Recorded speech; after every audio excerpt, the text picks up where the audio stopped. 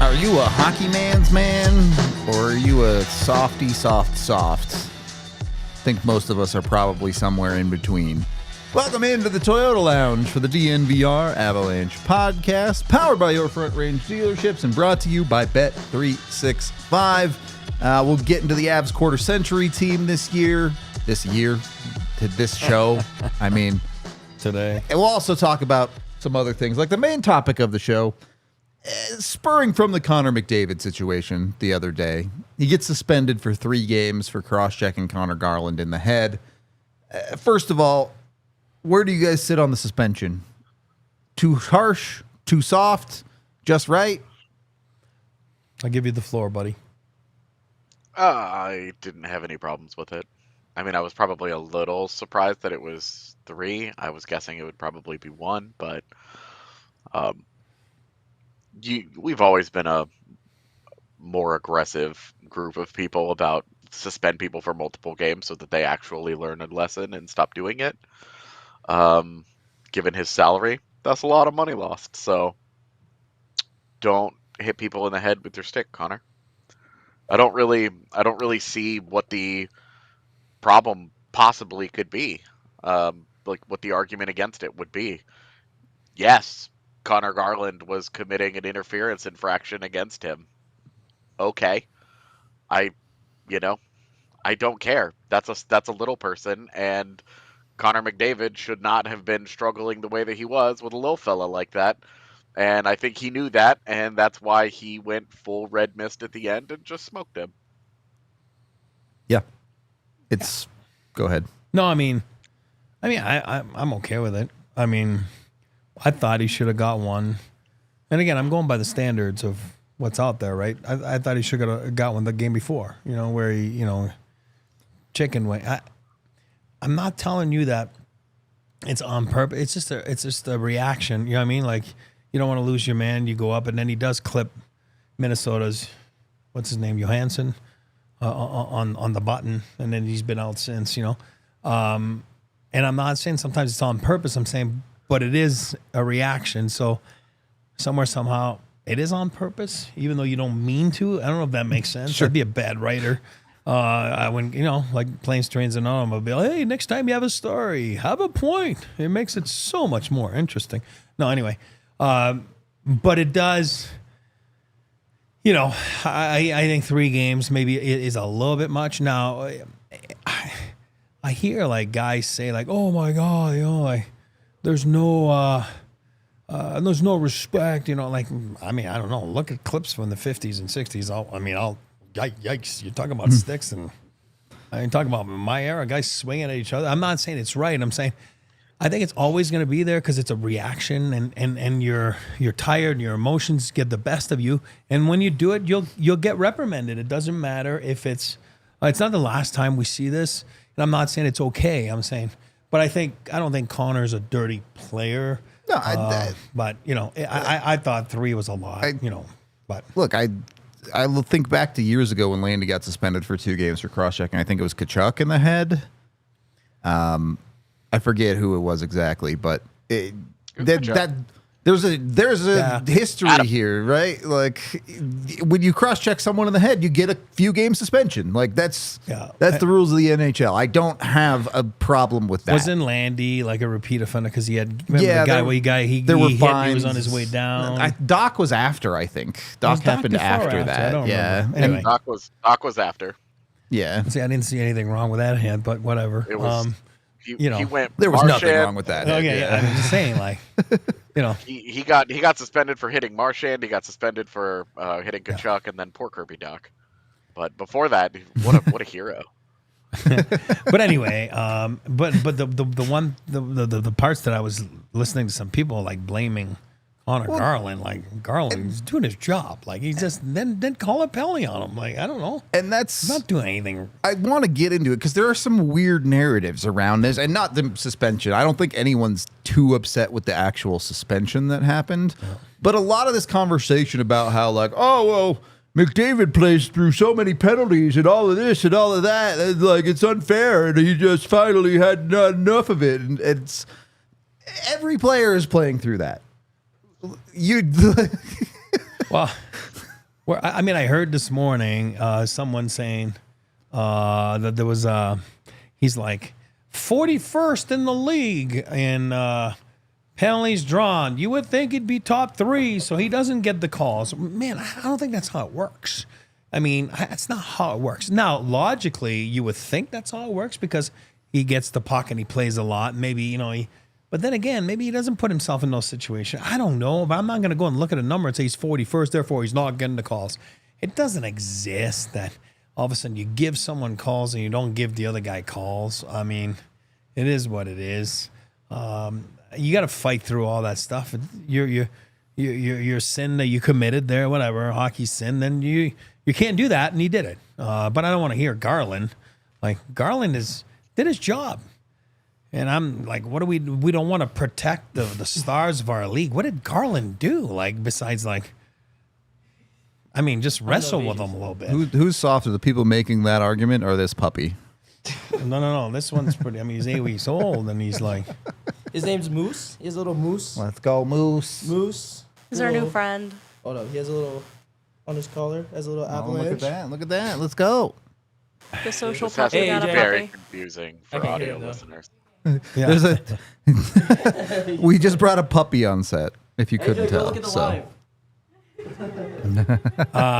But anyway, I'm not blaming Connor Garland. Like, he's not punching McDavid in the head. Like, he's just battling against the best player, one of the best players in the world, and not letting them get the equalizer. They're up 3-2 in a big game. I mean, he's just playing hard. Like, okay, great. He's tying his guy up in the last 20 That's seconds it. of a one-goal game. Like, Well, who good cares? Lord. If you feel that's a penalty, then okay, call the guy a penalty for interference. I don't know. Like, he's certainly not doing it.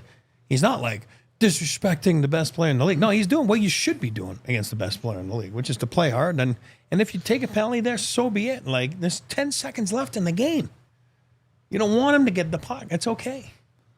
I mean, whatever. More than anything, a great case for my favorite argument every season that if you commit a penalty in the final 2 minutes of a one-goal Yes. should game, extend the game. Yeah. Yes. extend the game to the For actually those penalize reasons, the player. absolutely. Yeah, Exactly. I agree with you. Yeah. Because Connor Garland is incentivized to just straight up tackle that dude. I would rather kill 10 seconds of a penalty, try and win the face-off, kill those 10 seconds, than let Connor McDavid roam free. Absolutely, it absolutely incentivizes him to do exactly what he did. That was Extend my that last game. sentence. That was my last sentence right there. I'm like, what am I? I'm just trying to get him out for the last 10 seconds.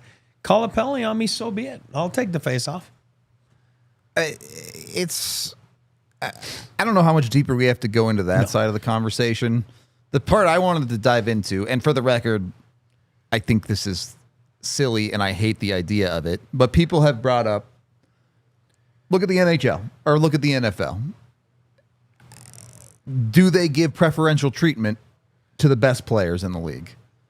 Do they allow the best players to be more protected or whatever you want to call it? Should the NHL do more of that? A little. I'll answer because I've lived it. I mean, and then you can get to your point. I'll tell you that if you're a young guy and you're just Joe Schmo and you're not like, Connor Bedard or, Macklin Celebrini, BU product, not a big deal. If you're that, I'm sorry. Like, yeah, you get that call. You get it's called the call-up call. You know what I mean? Like, you're a call-up and you get the hooking or you know what I mean?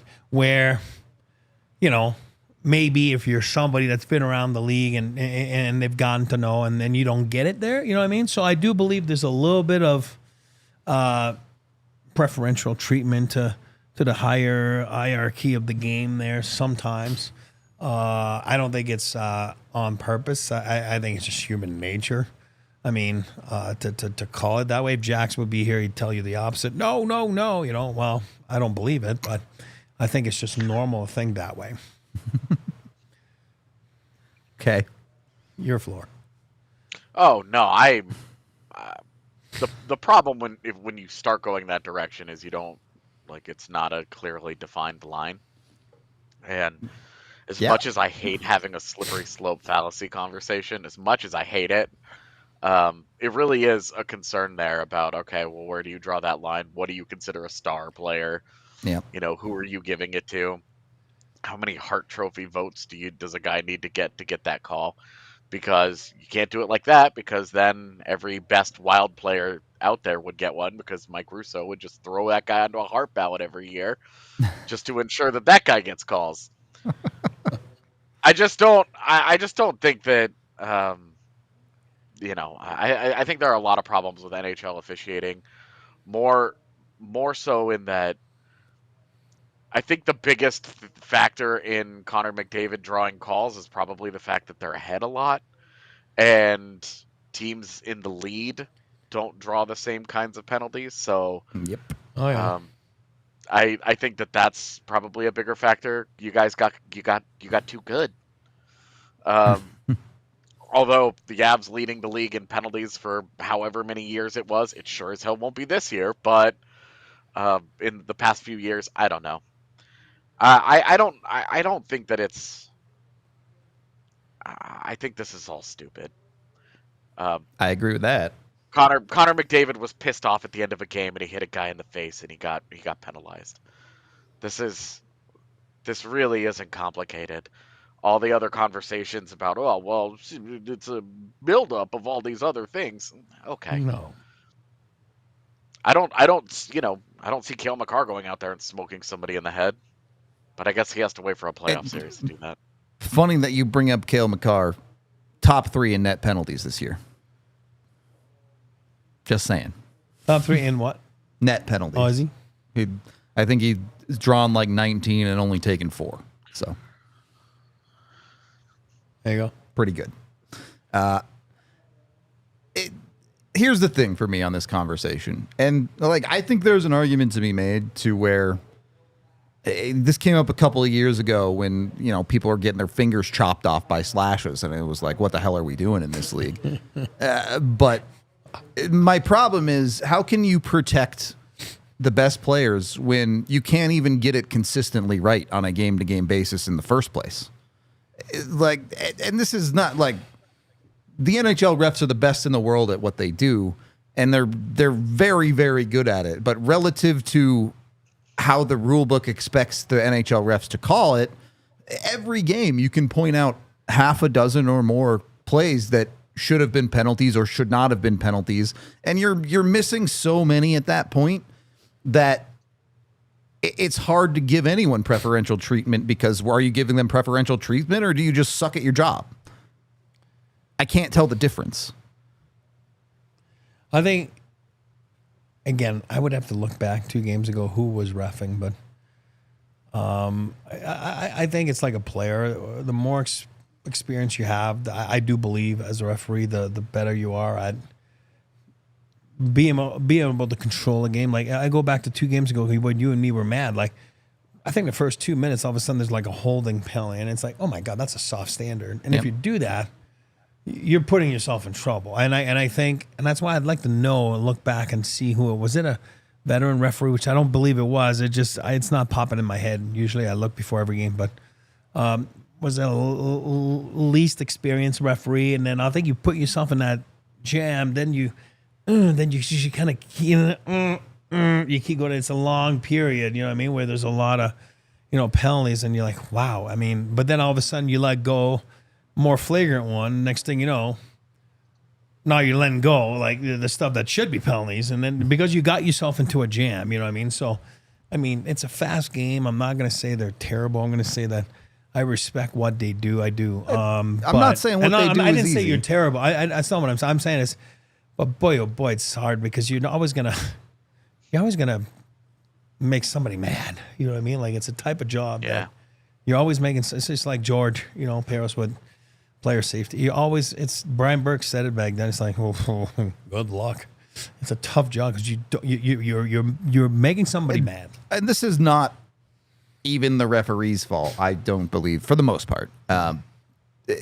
We just live in a world now where we have the technology to, in real time, you can see Right these there. things on replay within Right 10 there. seconds of it happening. And Right there. yeah, there are genuinely cases where it's impossible to see these things in real time. Yeah. And this falls more on the NHL than the refs to me of why aren't we using this technology to do things more effectively? We're not going to get into that whole conversation about how long reviews and things take. So I'll leave it there. Instead, we'll talk about cleaning the things up. Like the refs need to clean up their calls. You might need to clean up yourself. So go get yourself with Mando, whether it's butts, balls, grundles, armpits, you name it. Mando can take care of you and make sure you're feeling fresh and smelling clean. And you can get $5 off the Mando starter pack when you use code DNVR at checkout. So make sure you get with them. Of course, they have a ton of different products to keep you feeling fresh and good in their starter pack, which includes 2 different deodorants, both a stick and a cream deodorant, as well as 2 other products that you can choose from, which range from pretty much anything you can think of, whether it be like wipes or other deodorants or also just, soaps. So jump in with Mando today if you haven't gotten on with them. You can, of course, get their starter pack, which is 40% off when you get that $5 off, by the way, with that DNVR code at shopmando.com. That's shopmando.com. Please support our show and let them know that we sent you with that DNVR code. Smell fresher, stay drier, and boost your confidence from head to toe with Mando.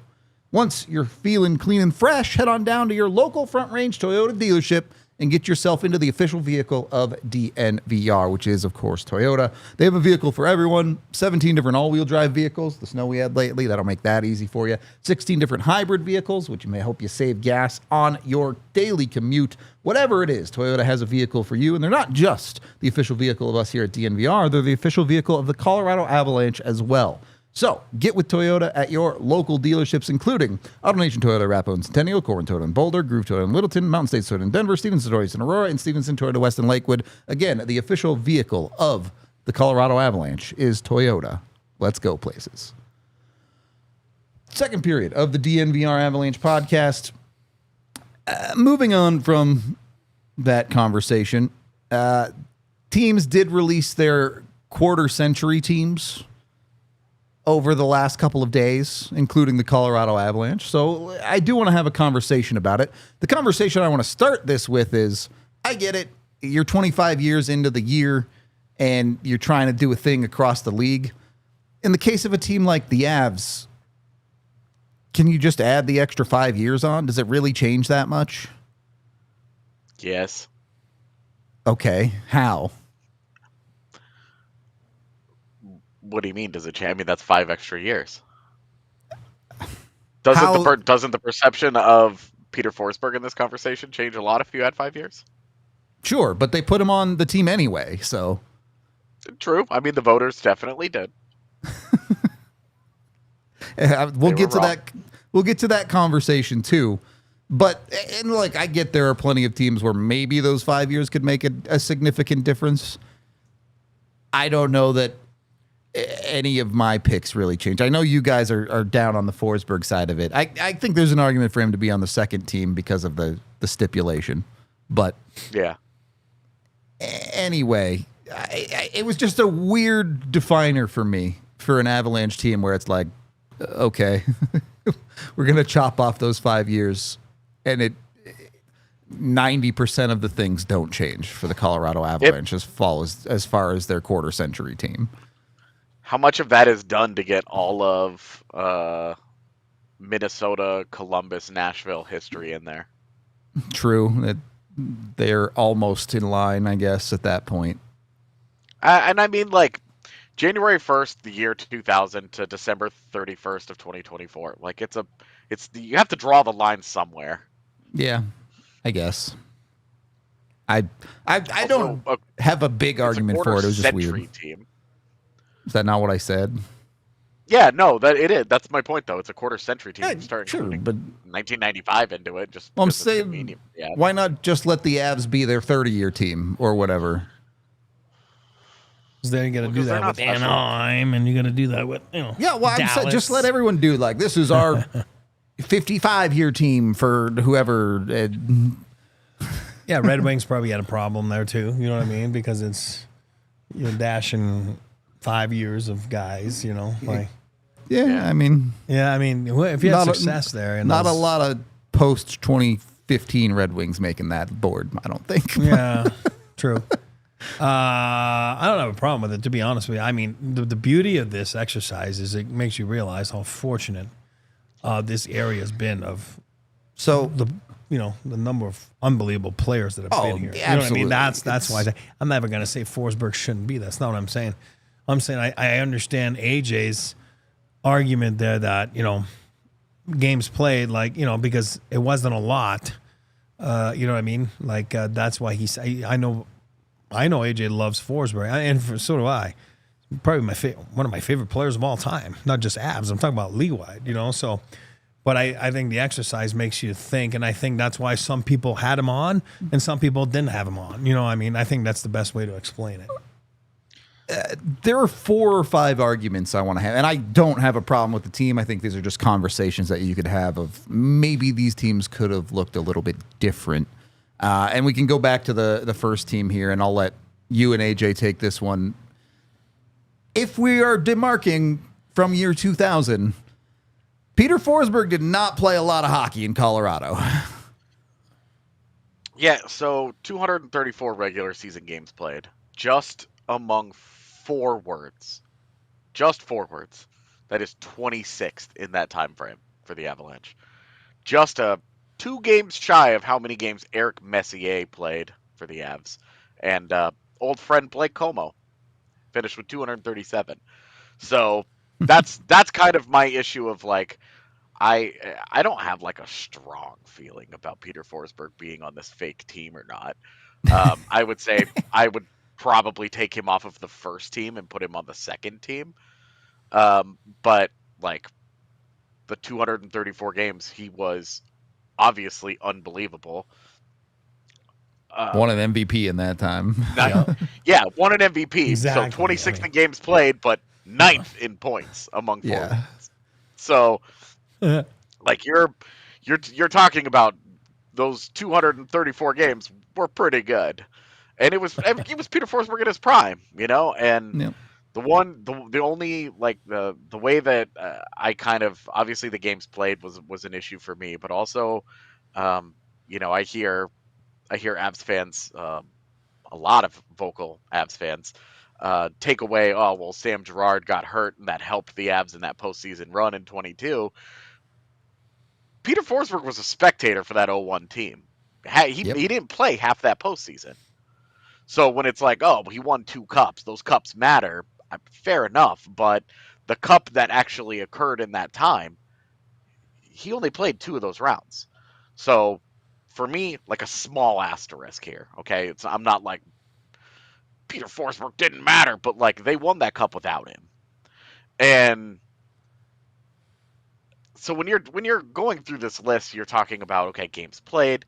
It's really like an embarrassment of riches because It is. you are talking about you are talking about guys that we left off this list who were pretty good. Alex Tanguay, Paul Stastny, Ryan O'Reilly, Matt Duchene. And I know that there's going to be feelings about some of those players, but you're talking about guys who all played at least the lowest on that was 427 games played from Ryan O'Reilly. And like those guys were all really good players during their Avalanche tenures, and they just played more. They played double, and the reason why I would have had Tanguay is he was to me the best combination of productive and played a lot and had big moments. That 2001 Stanley Cup team, he scores 2 goals in Game 7. Yep. Like that's a pretty big moment there. And Peter Forsberg watched that game.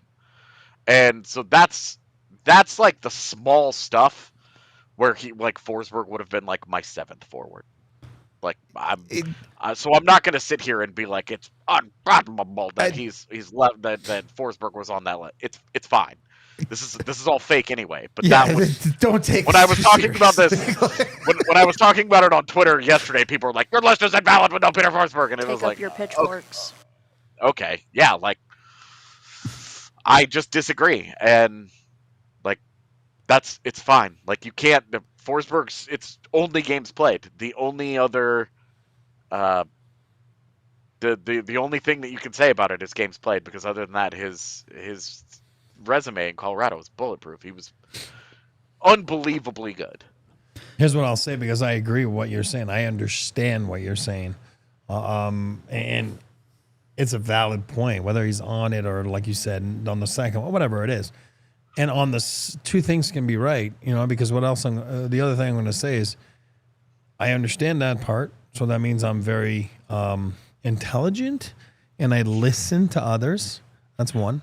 And then two, you should have a statue in front of the building. So, you know what I mean? So two things can be right. Yeah, for sure. You know what I mean? Like, so but for this assignment, like, sure, like you said, you got to draw the line somewhere for teams, and, and then this came down to, for you, I'm talking about your argument, like games play. I get it. Yeah. You know what I mean? I understand the point. It's a valid point.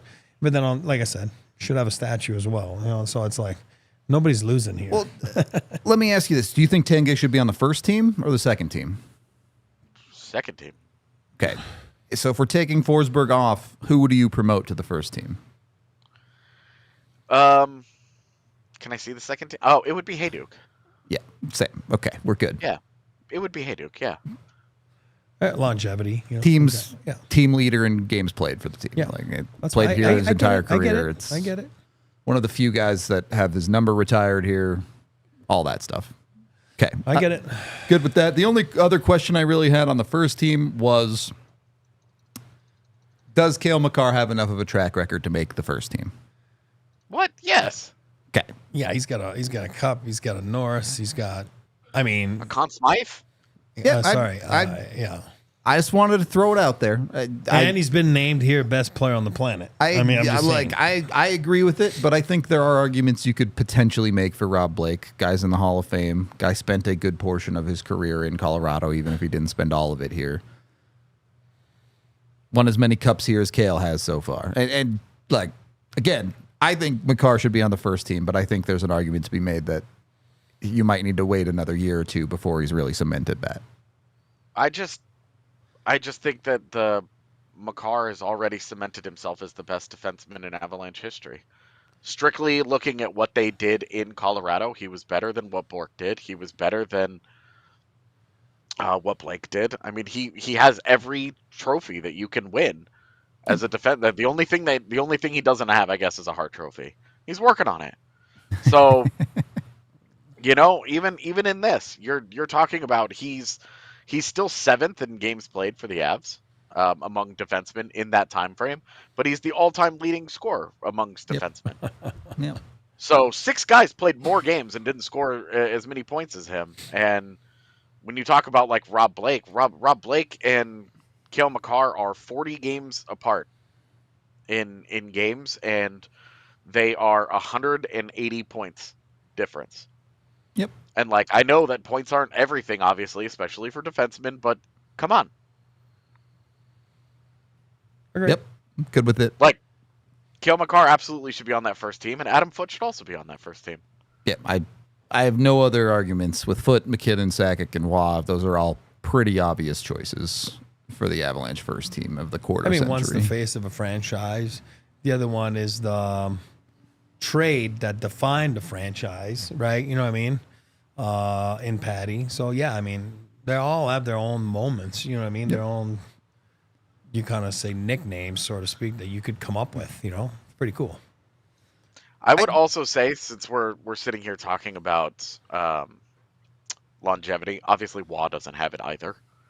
But this is much more of an obvious testament to the problem the Avs have had at goaltender at that position since Waugh retired than anything else. There's one goaltender who has been a long-term mainstay in that, and he's on the second team. So to me, there were only, were you really going to put Darcy Kemper over Patrick Waugh?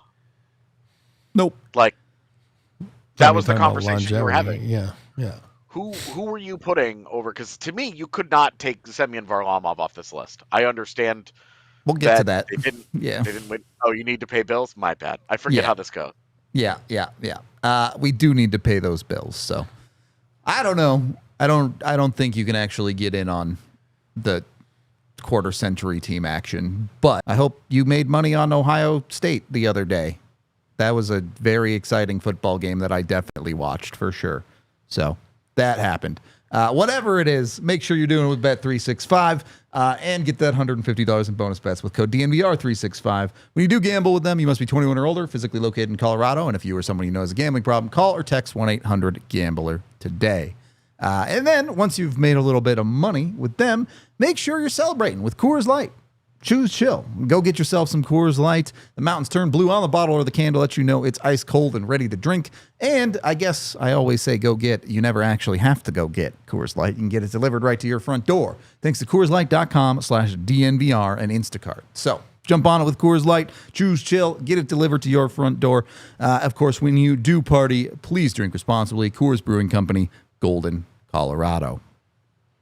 Third period of the DNVR Avalanche podcast, and did want to get into that second team a little bit more because I do think there are some more interesting conversations on this second team of guys that potentially could have made the list or otherwise. Things you were starting with the goalie conversation, AJ, and we can just continue with that. To me, it's very, very clearly Varlamov. Sorry, I still can't say his name with the correct intonations, but I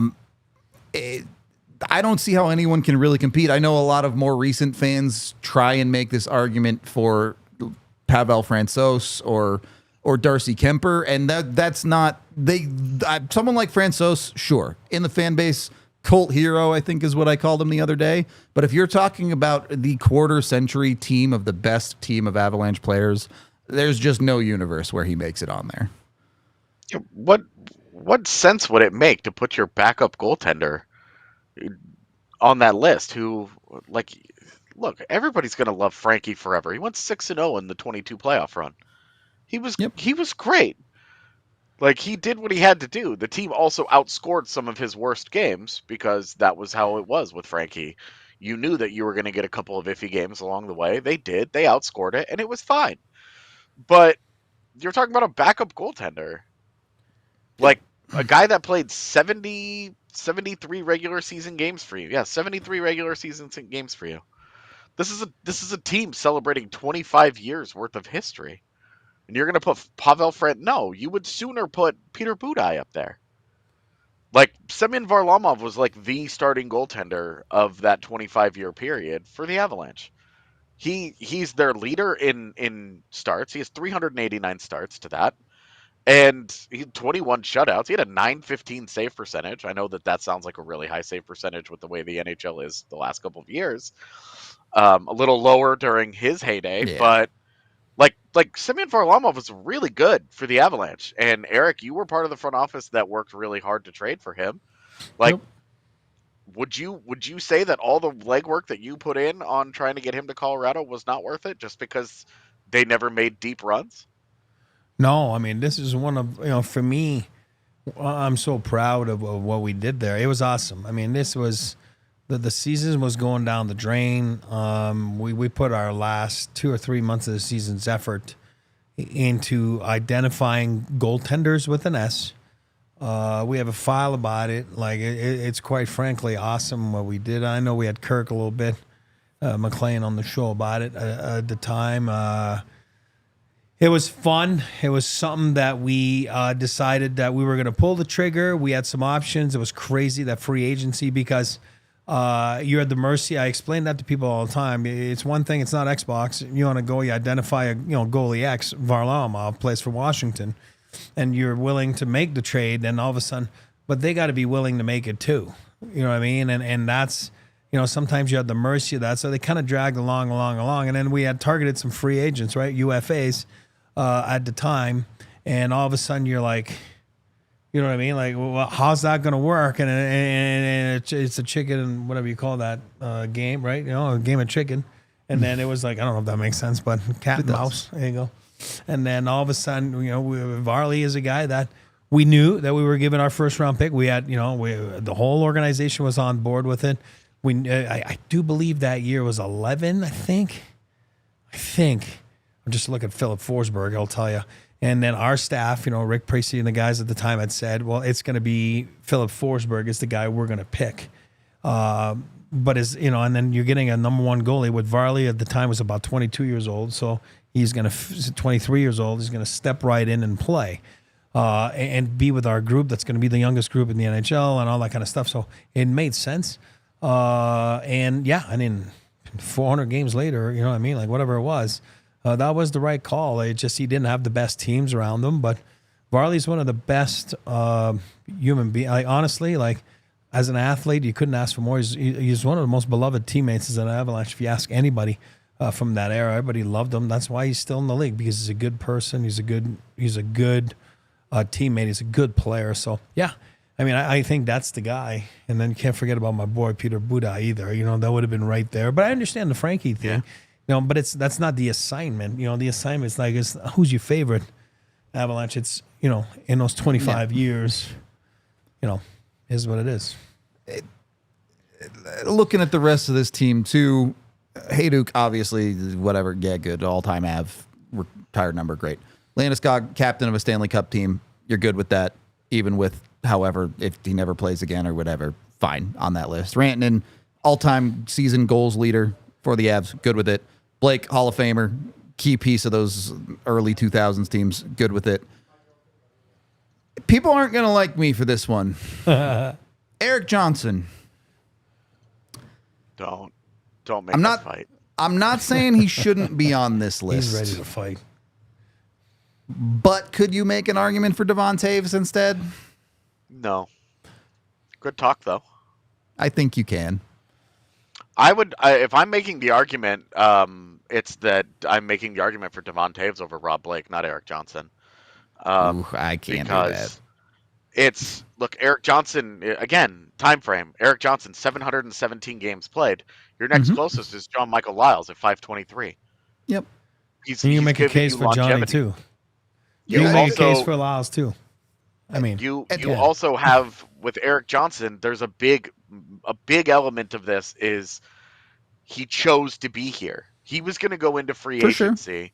He could have gone into free agency and left when the Avs were, and he would have been a big ticket free agent. He chose to be here. He constantly was, when the team got bad in 16-17, and the front office was talking to Landeskog and Johnson about leaving. Hey, do you guys want to be moved? We just, we're going to move out Dutchy.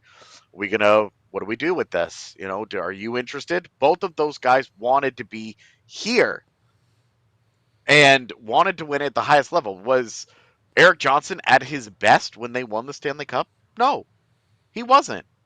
His best days were wasted on teams that weren't very good, kind of like with Varley. But EJ should absolutely be on this list. One, the 717 games played is way lower than it should have been based on all the injuries that he had. Yep. It should have been 800 plus. But you're also talking about a guy that was productive, did absolutely everything for a franchise that did not have very many NHL caliber defensemen on the blue lines with him over the years. It's just not. To me, it would be a huge slap in the face to take Erik Johnson off this list for any of those guys who had the best combination of longevity and won a Stanley Cup, even if it wasn't during his prime. And with Blake, you have the longevity question. With Blake and Devon Taves, you're talking about basically the same number of games played, with Devon Taves only having just passed him. So you have Blake and Taves, and they were both top pairing defensemen on Stanley Cup teams. Yeah, and here's my thing. I'm not going to argue that hard against EJ because I love EJ as much as anybody and think he should be there. But if you're having a conversation of who is the best quarter-century team the Avs can put together, I think you can pretty squarely say that Devon Taves' best is better than Erik Johnson's best on this Colorado Avalanche team. And The longevity argument, fine. Obviously, the emotional side of it with EJ specifically wanting to stay here, fine. But if we do a 30-year team in 5 years, I'll bet you Devon Taves is on it over EJ. I do too. Okay. So in 5 years, we have a different conversation. 100%. I just wanted to see where it was at right now. The other side of it, you mentioned Lyles. I think you can throw Tyson Barrie's name in there too. You could make arguments for them probably. It's tough. If you bring in the emotional side, it's really tough because EJ winning the cup with the Avs was obviously an emotional anchor point for the history of this franchise. So, yeah, and then I think if you were trying to make an entire roster, if you had 13 forwards and 7 defensemen, my 7th defenseman might honestly be Sam Girard. Yeah, you can make an argument for that for sure. Give me Tiff, we need the horn. Yeah. If you're doing that, the weird conversation at that point becomes, what do you do with Ray Bork? Not enough longevity. Yeah, for me, I don't have any hard feelings about what to do with Ray Bork. He just doesn't get in anywhere. He doesn't really fit, Like Ray Bork played 94 regular season games for the Avs, obviously more than that in the postseason, but we're talking about a 25-year team. And you and I remember when we went back and watched that cut, the guy was done at the end. Yep, he was out of gas. Spent. He was not great in that Stanley Cup final. He was completely spent. And respect, he was 40 years old. Come on. But if you're doing the assignment, though, you're talking about 2000, so it would be... all of his games make it. Just barely. Oh, yeah, that's true. I was thinking, you're right. Like his career as an Av is there, but he shouldn't be in the rafters, and I wouldn't. I agree with that. Be in Paul Arena rafters, and I don't think he should be here. Enough. Like Bork is a great Av, but you're talking about a flash in the pan. Av. Ray's a great story. I don't think for this assignment, Ray's a great story. Is a big reason why they won that cup because it's let's do it for Ray, right? I mean, I don't care what people tell you. I'd say it's a main factor of that cup, But again, you're talking about a year and a half. You know what I mean? Out of 25 years, it's kind of hard for this assignment. And I love Ray, so I'm not. But again, I'm not. This assignment, I don't think. I think Lyles has a case. I think Girard has a case. Taves has a case. Who else are we missing? That's Barry. About it on the defense. Oh, did you not say Tyson. Barry? Tyson has absolutely Tyson. One of my favorites as a case. Martin Skula, maybe not. I don't know. I don't think so. I'm just kidding. I'm just kidding. I love Skula. He's like the love-hate guy. You either love them or you hated them. So. Don't think Nikita Zadorov and Greg DeVries are going to make this list. And I think it's just it's so good at the top for that list, but at forward, awesome. I think this is a really deep group. But at goaltender, it is not deep at all, and on defense, it starts to get pretty shallow there after just a couple. Yep. I mean, really, you make a really good 6 or 7. Yep. But the names are so dynamite, though. You know what I mean? Let's compared to other teams. You know what I mean? You're like, whoa. It's sick. Who's on that Columbus team? Rick Nash. Yeah, Rick Nash and who? Derek Brassard? Get out of here. Zach Werenski, probably. Yeah, exactly, dude. It's Bobrovsky. What about Bob? They could build a team. If you're trying to build a second team, it gets rough real fast. Yeah, Florida is their current roster. No, it'd be fun. And Pavel Bure. Yeah. Oh God, was he fast? The Russian Rocket. We did play a game. Mm-hmm. Russian Rocket. We put Brian Leach, defenseman. We made him just follow the Russian Rocket wherever he went. And it was the weirdest game of my life. Leachy didn't know what was happening. We're going to take a quick pause, and then we might have some honorable mentions for you. Thank you. Okay. A couple of names that we haven't necessarily brought up yet. Thanks. I'm mentioning them. I'm not saying we want them on the team. I think we all agree this guy probably shouldn't make the team. Oh, you're too kind. 7th in games played in Avalanche history, Cody McLeod. I thought you were going with me there. You're on the honorable dismentions. No, buddy. we talked about it. That was before 2000. I don't count, true. or else I That's would be true. there, right? That's AJ, true. you would have put me in there. Thank you. Of course. Rudo wouldn't have. Tiff would have, not Rudo. Put you in there as the goalie dad of the team. Yes. Cody McLeod, another one of those kind of cult heroes around the Colorado Avalanche team, but actual play, it's just not gonna make the cut. No. AJ, you mentioned Paul Stastny as an option. Definitely in the same vein of Alex Tanguay, if you're looking at statistically. Two pretty similar players in that regard. After that, it gets pretty thin pretty quick. You have guys like Stefan Yell, Adam Deadmarsh. If you're looking on the defensive side, John Clem or Eric Messier. Deadmarsh would have had a longevity problem too, just because of the. That's Blake true. deal. That's Yeah, true. He got traded. My bad. Bad call by me there. But still, what an all-time great app. So yeah, it really does thin out pretty quick. You run into the same problem. You have guys that were very talented that just weren't here that long. I saw chat mention Chris Drury. Forgot about Drew. Only played 315 games in Colorado. So I forgot about Drew. JT Comper would be there as like a Yeller, cold sure. guy, you know. Yeah. yep. I think that we're starting to have the Logan O'Connor conversation for the 30-year team, but for the 25-year team, honorable mention, Val Nichushkin should probably be at least mentioned. He was, oh my God, good in that cup run, obviously. God, there's been some good Statistically players. incredibly similar to Chris Drury. Ooh, Val? Yeah. Yeah. Drew was good, man. Drew was clutch. Yeah, and then if LOC plays out his entire contract, yeah, maybe he's the grinder that sneaks on the list or is an honorable mention for sure. Beyond that, I mean, that's about it. It gets thin pretty darn quick. Not as quick as other teams. Yeah, I mean, you start having like a Nazem Kadri conversation. Sure. You know, where 2 of the years you could kind of be like, "Ugh," but that 3rd year with Kadri, whoo boy. Well, and if you're having that conversation, then you're also talking about where does a Darcy Kemper fit in at that point? Yeah. I At the moment, I think the hierarchy is it should be Varley and then Wah and then Budai and then after that, make a case for a guy. There were lots of guys have had moments.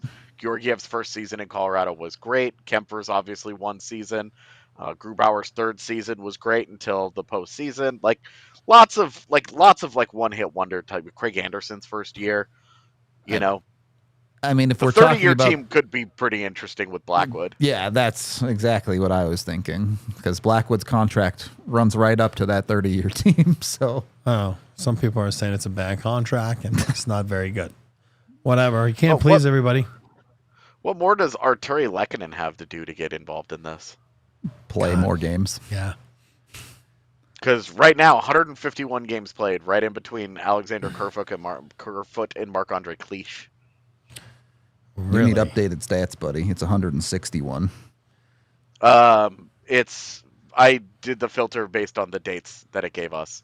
If you're going to current, if you're including the games that have happened between, because the cutoff was December 31st, 2024. So Okay, so there's an extra 10 games this season. Yeah, I see. that's all it is.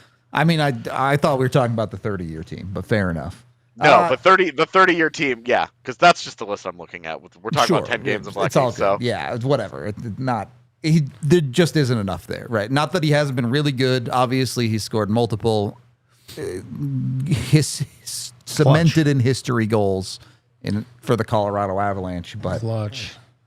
if he's here in 2030, you're probably having that conversation. Right now, you just can't have it. yeah, and if we are going to talk about the 30-year team, I mean, it does change it. Where do guys like a Deadmarsh or a Claude Lemieux, Valerie Kamensky, where did those guys fit in? Oh, you just hurt me there. You I know, love Val. I love obviously, Pepe. You get all of Chris Drury's tenure Love in here, Drew. not just part of it. Yeah. It does it. The forward side is unbelievably hilariously stacked. It's the rest of it that you're like, Because the 30-year team, the guys that you're probably adding that weren't eligible for this list, obviously it's Sandis Ozolinsh, right? That's like the number one guy. Oh, another one. It's not particularly. God, you're hurting me The right history now. of the Avs decor is kind of thin. You have some super elite guys at the top, but after that, it's kind of thin. Yeah, I mean, you're looking at Alexei Gusarov and John Clem, like. Yep. Yes. My guys. Okay.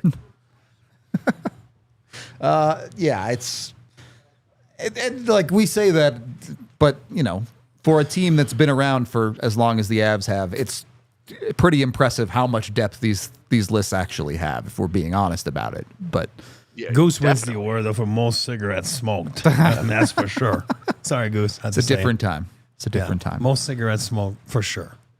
And I'm like, these are conversations we already know, but there aren't a whole lot of teams that have been around for 30 years that can say they've had 2 golden eras. It's awesome. Yeah. Privileged. Yeah. I mean, what we're talking about, look at this. Cale Makar is going to be in the Hall of Fame. Rob Blake is in the Hall of Fame. Yep. Adam Foote Is not going to be in the Hall of Fame. Yeah, not going to quite make it. I don't think Devon Taves or Eric Johnson are going to be in there either. Nope. But they're going to be in that next one of the Hall of Holy Shit, this guy was really good.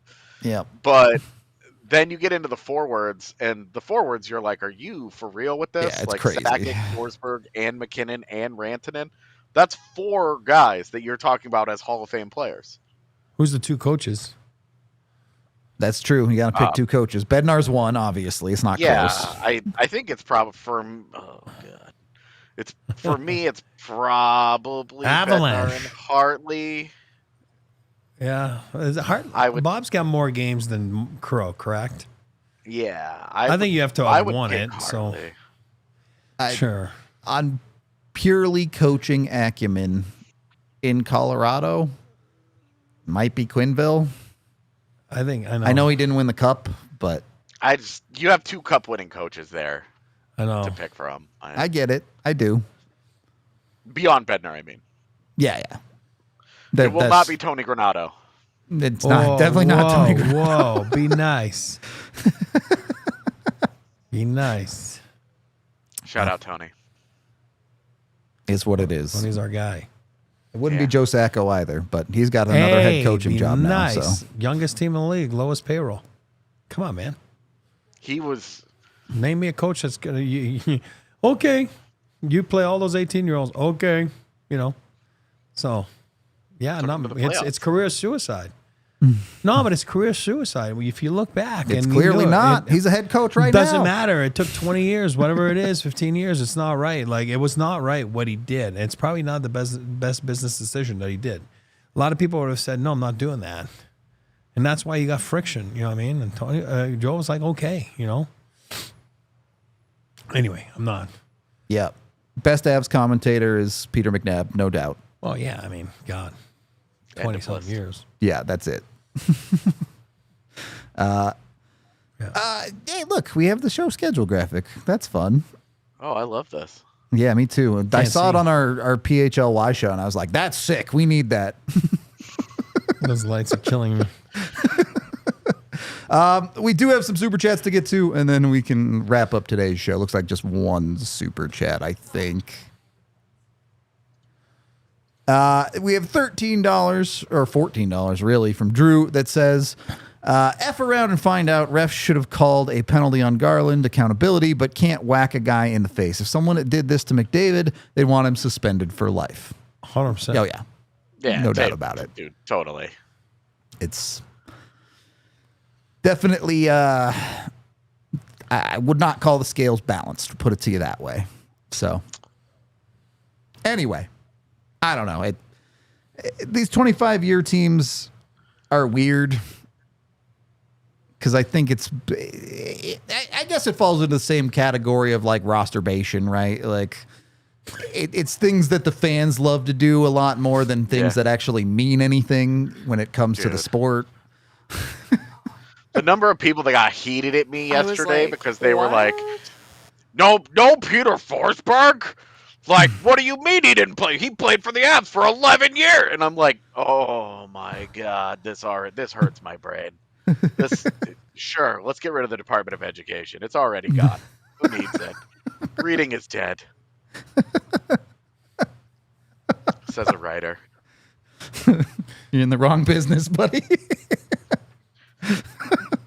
Picked the wrong thing to be good at in life. No, it is what it is.